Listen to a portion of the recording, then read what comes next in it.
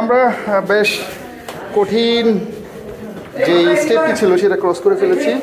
এটার ভিডিও সংগত কারণেই করতে পারিনি, কারণ সেটা ইম্পসিবল ছিল। একেবারে অন্ধকার অ্যাডভেঞ্চার মনে হচ্ছে থাইল্যান্ডে একবার এরকম এক ঘটনা ঘটেছিল। এক টিচার 13 জন স্টুডেন্টকে নিয়ে এরকম একটি গুহায় তারা প্রবেশ করেছিল। সেখানে গিয়ে তারা আটকা পড়েন।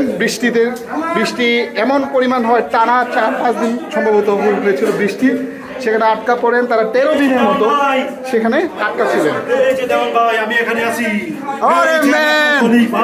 এখন কি বের হয়ে যাচ্ছেন? কেমন লাগলো বন্ধু, বলো কেমন লাগলো? খুবই হরিবল হরিবল হরিবল। যাই হোক, অনেক ভয়ঙ্কর। এখন মনে হচ্ছে কিছুটা রিল্যাক্স, কারণ এখানে তেমন কঠিন স্টেপ নেই। যেখানে কঠিন ভয়ঙ্কর ছিল সেটা আসলে ভিডিও করা পসিবল হয় নাই। খুবই অন্ধকার, ঘুম ঘুম এই চোখে আমরা কিন্তু আছি। দর্শনার্থীরা কেউ ছবি তুলছেন, ভিডিও করছেন। এখানে কিছু ভাই ব্রাদার,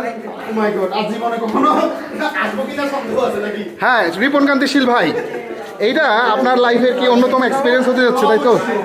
লেটস সি কতক্ষণ দেখাতে পারবো আপনাদের, সেটা একটা প্রশ্ন।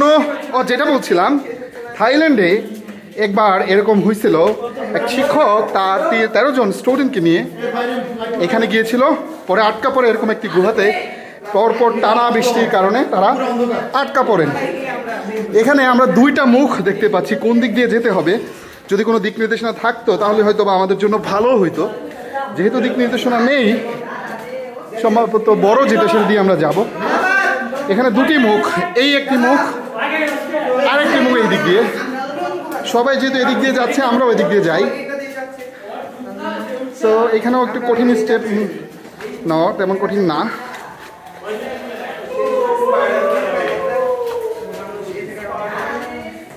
কঠিন শিলাস্তর, এত মাটির গভীরে পাথরের যে গুহা, এটাই প্রমাণ করে ভূতাত্ত্বিকভাবে পৃথিবী কতটা রহস্যপূর্ণ।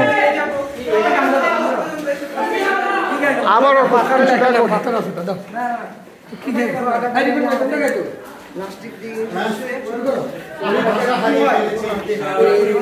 অসাধারণ অসাধারণ বলাই চলে, বেশ ভালো।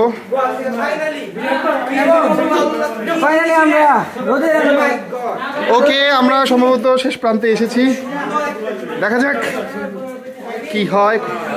ওকে ওকে, আমরা আলো দেখতে পাচ্ছি, তার মানে আমরা একেবারে শেষ প্রান্তে চলে এসেছি। Well, thank you so much. এরকম একটি অ্যাডভেঞ্চার আমরা খুব সফলভাবে সম্পন্ন করতে পারলাম। খুব যে বেশি কঠিন তা না, একটু সাহস দরকার। ওয়াও, অসাধারণ, মুক্ত বাতাস। কি বলবেন? হেই ম্যান, হেই,